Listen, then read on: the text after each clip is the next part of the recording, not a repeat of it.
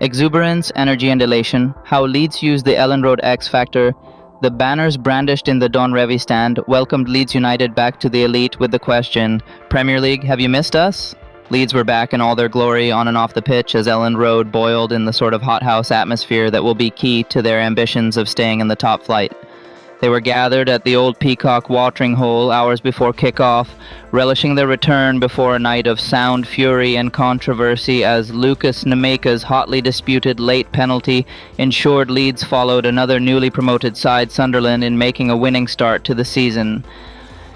Everton wretched from first to last, and manager David Moyes left Elland Road nursing a sense of injustice, believing there was no way James Tarkowski could get his arm out of the way of Anton Stacker's shot. For Leeds, who did not care, it was what they felt they deserved at the end of night that will surely be their template for bucking the recent 3-up, 3 straight back down for those promoted from the Championship. Elland Road stands alongside any arena when it comes to a hostile environment, the strains of marching on together, rattling the rafters before kickoff, providing a shot of neat adrenaline for the Leeds team already fired up by manager Daniel Farke.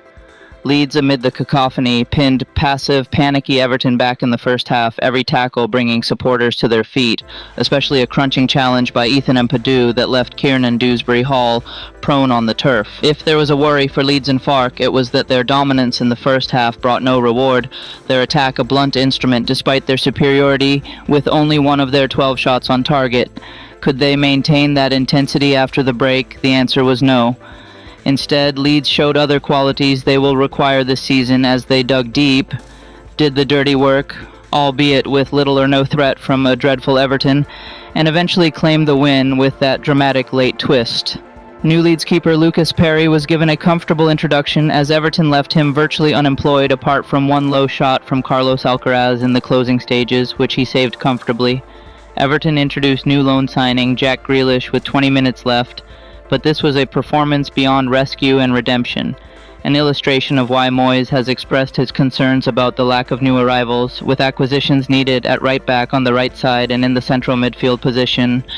Moyes clearly feels France under-21 striker Thierno Barry is a raw work in progress, but it is hard to see how he could have delivered anything worse than the performance Beto served up at Elland Road.